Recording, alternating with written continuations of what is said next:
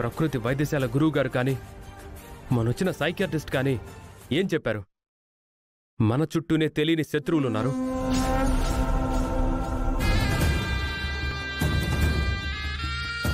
ఆ శత్రువుల నుంచి అన్నయ్యని కాపాడే తెగువ త్రిపుర గారికే ఉన్నాయి. నేనెప్పటికీ ఈ పెళ్లిని వాళ్ల బంధాన్ని అంగీకరించను. బామా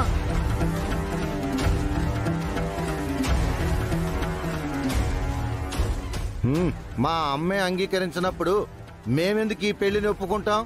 పదవే.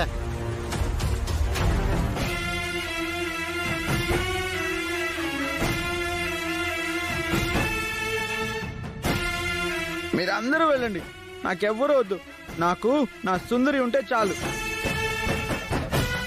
సరే, మీరు లోపలికి రండి. సుందరి ఆగు. డాడీ, అనంత్ పెళ్లి తర్వాత అనంత్ గాయత్రి ఇంట్లోకి వస్తుంటే హారతి ఇచ్చారు కదా, మరి మాకివ్వరా?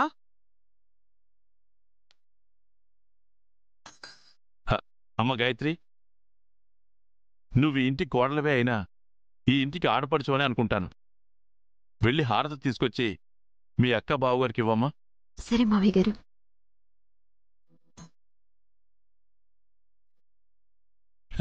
సుందరి, ఇక నువ్వు మీ ఇంటికి వెళ్ళవు కదా, నాతోనే ఉంటావు కదా?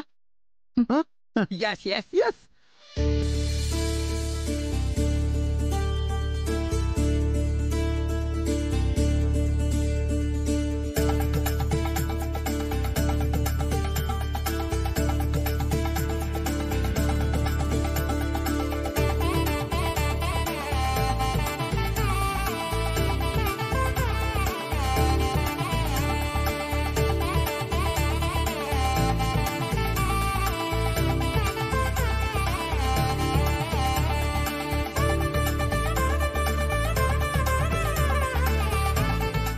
బావగారు, ఇద్దరు కుడికాలు పెట్టి లోపలికి రండి. అది కాదు, తర్వాత మేమిద్దరం ఒకరి పేరు ఒకరు చెప్పుకొని లోపలికి రావాలి కదా.